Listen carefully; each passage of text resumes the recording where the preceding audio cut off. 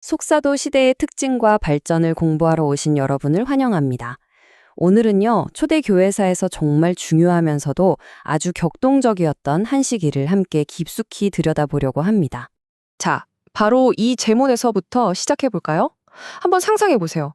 교회를 세웠던 위대한 사도들이 모두 세상을 떠났습니다. 예수님의 가르침을 바로 곁에서 들었던 마지막 세대가 사라진 거예요.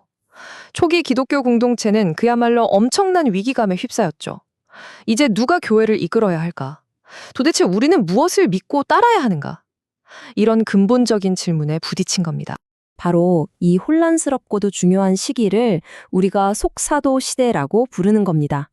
속사도라는 말은 사도들의 뒤를 이었다는 뜻이겠죠?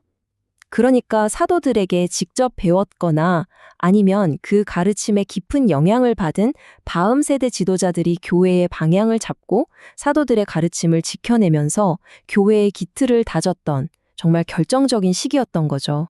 그래서 교회가 가장 먼저 해결해야 했던 과제는 바로 리더십의 공백을 메우는 거였습니다. 사도들이 남긴 이 커다란 빈자리를 과연 어떻게 채워야 했을까요? 처음에는요, 감독이나 장로라는 말이 사실 거의 같은 의미로 쓰였어요. 여러 명의 장로들이 함께 교회를 이끄는 시기였죠. 그런데 문제가 생깁니다. 공동체 규모는 점점 커지고 또 이상한 가르침, 그러니까 이단 사상들이 나타나기 시작한 거예요. 그러다 보니 뭔가 중심을 잡아줄 사람이 필요해진 거죠. 그래서 점차 한 명의 지도자가 중심적인 역할을 맡게 됩니다. 처음에는 동등한 사람들 가운데 첫 번째 리더 정도의 느낌이었는데 시간이 흐르면서 결국 그 한 사람이 교회의 연합을 상징하는 단일 감독으로 확실하게 자리 잡게 된 겁니다. 이렇게 해서 우리가 아는 감독, 장로, 집사라는 세 직분 체계가 교회의 표준 리더십 구조로 발전하게 된 거죠. 이런 상황을 아주 잘 보여주는 말이 있습니다. 안티오키아의 이그나티우스가 남긴 말인데요. 감독을 따르십시오. 분열은 악의 시작입니다. 이 말에서 당시의 절박함이 느껴지지 않으세요? 그는 교회의 하나됨을 지키는데 감독의 역할이 정말 중요하다고 아주 강력하게 주장했습니다. 이그나티우스에게 감독은 교회를 흔드는 분열을 막고 성도들을 하나로 묶어주는 절대적인 중심점이었던 겁니다. 자, 이렇게 리더십 문제가 어느 정도 정리되니까 이번엔 또 다른 큰 도전이 기다리고 있었습니다. 바로 내부로부터의 위협이었는데요. 각종 이단 사상으로부터 기독교의 핵심 메시지를 지켜내야 하는 과제였죠.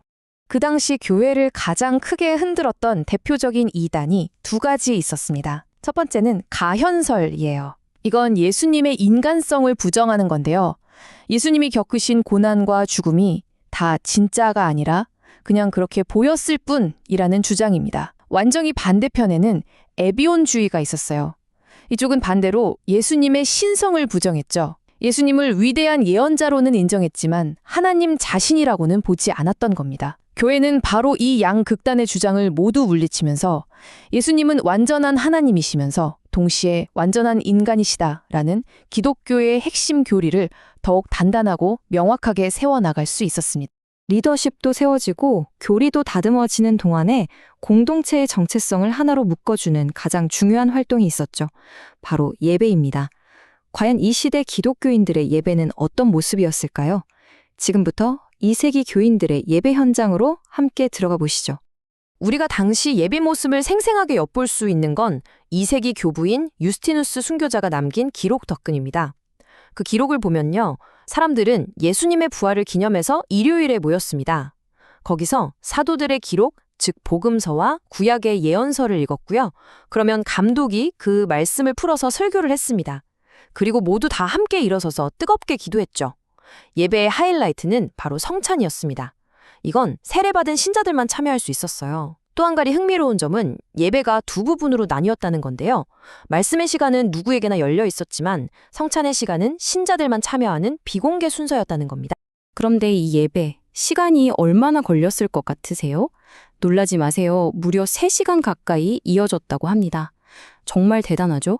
이것만 봐도 예배가 당시 기독교인들의 삶에서 얼마나 절대적인 중심이었는지 우리가 짐작해 볼 수 있습니다.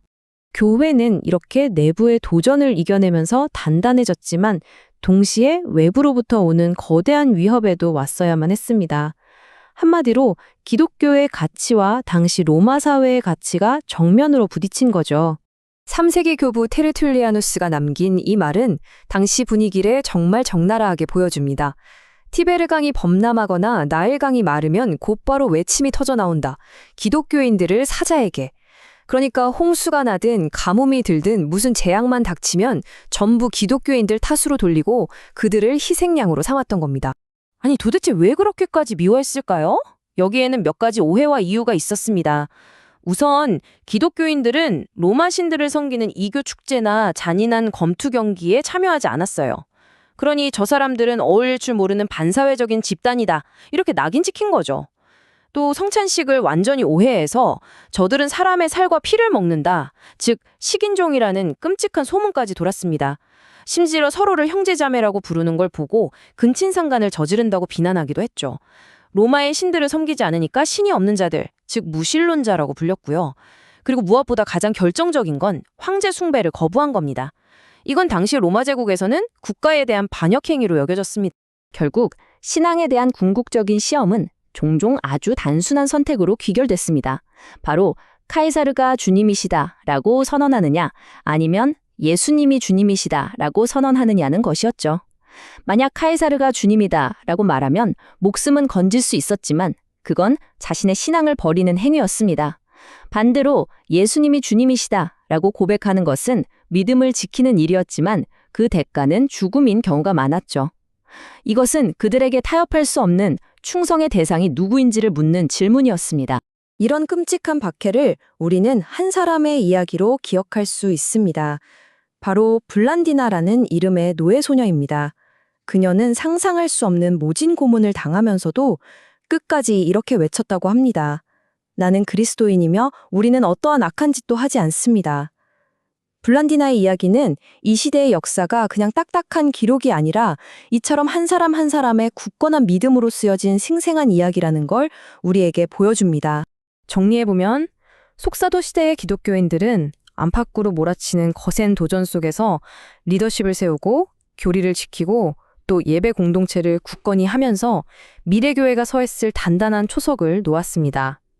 그들이 그 불확실한 시대 속에서 쌓아 올린 이 토대 위에서 오늘을 살아가는 우리는 과연 그들의 신앙과 전통을 어떻게 이어가고 있을까요? 한 번쯤 깊이 생각해 볼 질문인 것 같습니다.